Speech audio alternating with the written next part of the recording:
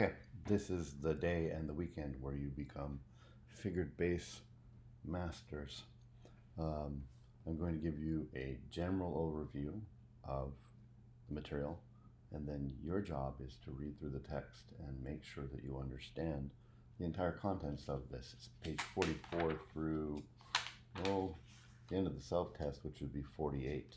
And you're going to read the text, make sure you know it, and then even do the self-tests to make sure and check them because you have the answer key. Then in Canvas, there are a bunch of quizzes to help you memorize these things, because it's one thing to say, yep, got it, and another thing to have them memorized and usable. So basically, the figured bass numbers that you see with the chord, or in some cases just above a bass note if you're looking at actual Baroque music, represent the notes that you're supposed to play or interpret the harmony, the chord that goes with it. In truth, you can put any numbers up there you want to represent notes at a certain interval above, so they don't have to always be chord tones. So you might see a non-chord tone that's very important to play, represented by a figured bass number, and that would show the player, oh, make sure you grab this note as well.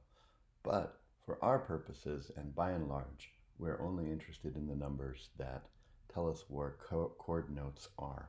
So, for instance, here it says if we were doing a G major triad, okay, then you would see just the bass note G right there, and then 5/3.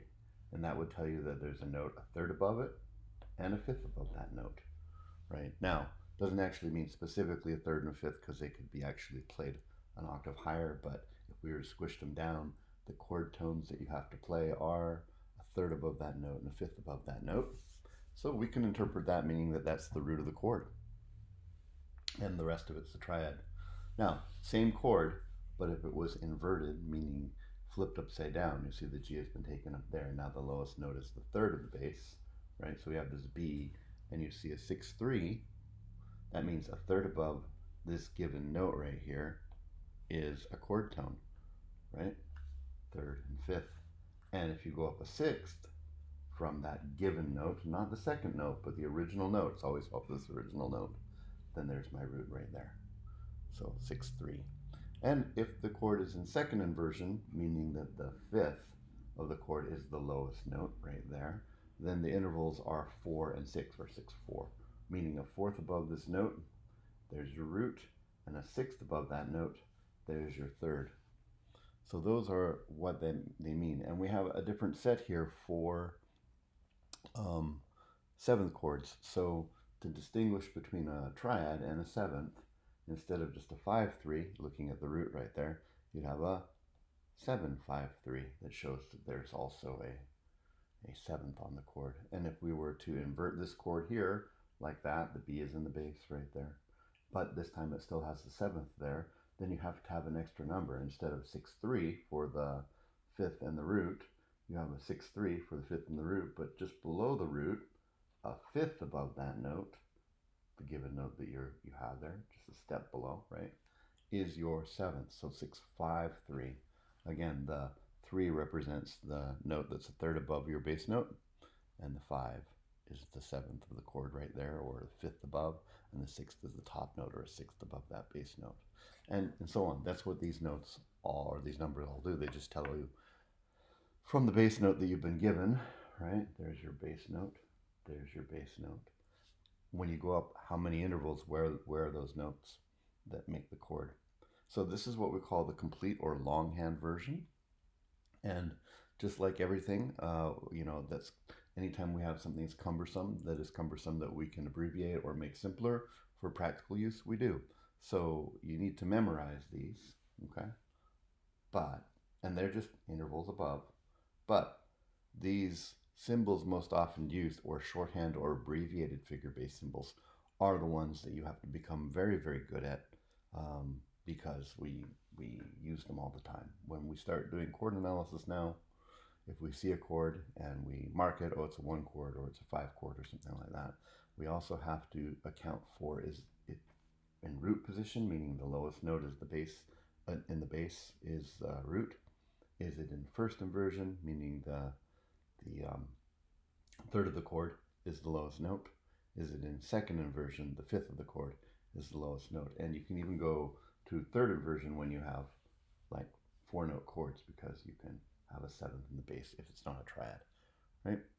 So, and that's it right there. Now you have to memorize them, and if you've done your work already, from the last assignment, you're already good at saying, well, if the third's in the bass and it's a triad, it's a 6, and if it's the fifth in the bass and it's a triad, then it's a 6/4. We need to add these here. Notice happily that these go 7 for a root position, right? Nothing for a triad. 7, just to remind us that there's a 7th on the chord, still root position, 7th chord.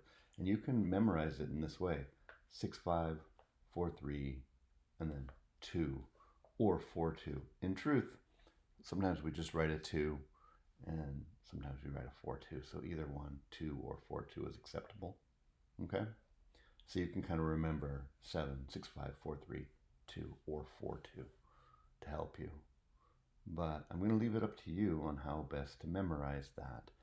There are a bunch of tests in Canvas that you'll be doing today and on the weekend that will help you practice a bit, and you can do them again and again and again and again and again until you're really good at it. And you should, because by the time we get to this weekend, you should be fabulous at it. All right, so that's good. What else? Well, there's some other modifiers you need to know when you're interpreting figured bass. If you see an accidental beside a number, that means that you will do that to the note that that number represents. So in this case, here's a 7, which is, remember, it's shorthand for 7/5/3, right? Okay? So the 7 is the 7th above the bass note, which happens to be the 7th of the chord.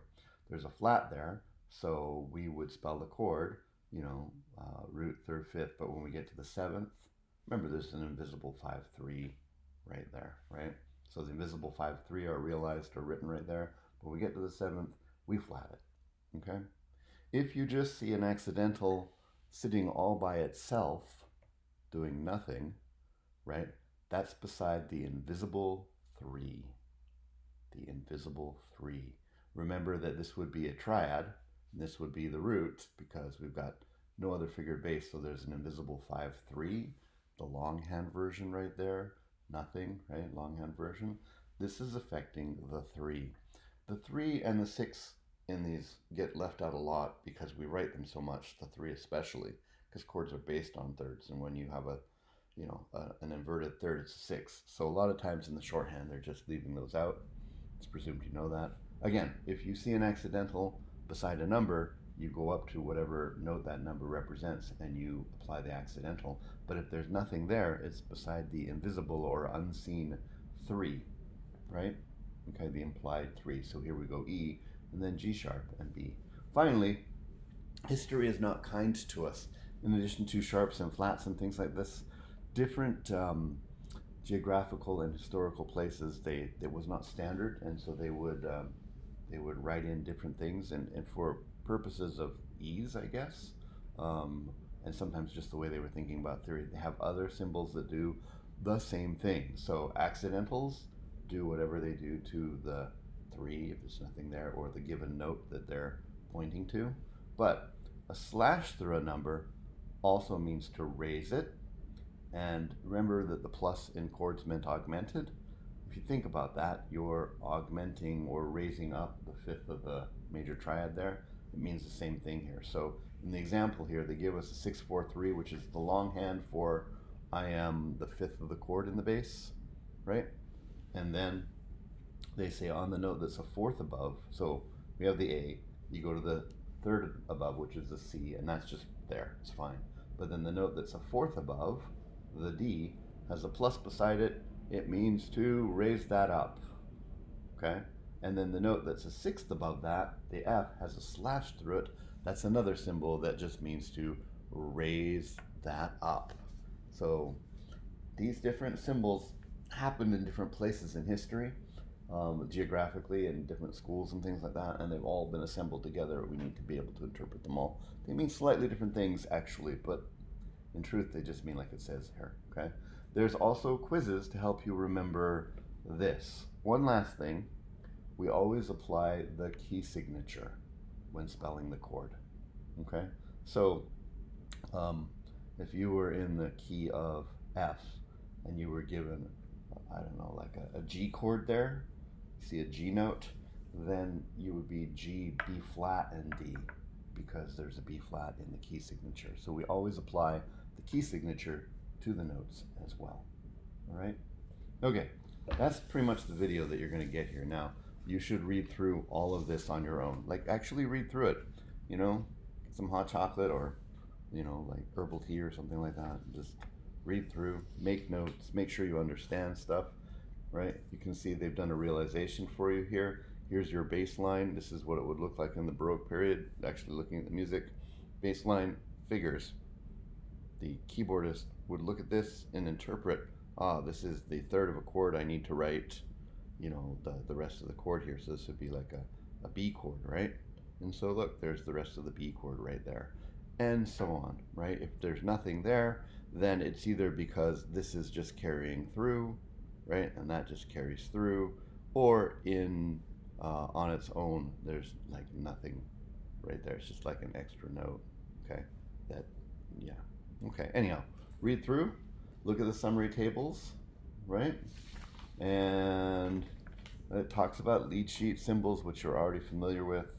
And then there's a self-test, and you can go through how much of the self-test should you do? Well, all of it, but don't think of it like a test, think of it like homework. Work on it a bit, go back to the appendix at the back, check your answer, and make sure that you understand this correctly and well. All right? Then, pop over to Canvas and check out your practice tests. There's also, in the figure-based module, a complete summary of everything that was in the textbook there. Again, just written out as a reference. Maybe if something doesn't make sense to you in this book, you can read it in that summary there, and it will jog your memory and make something sort of clearer, okay? So there's a bunch of stuff in the module for there, and I'll also have an analysis thing for you probably later to do.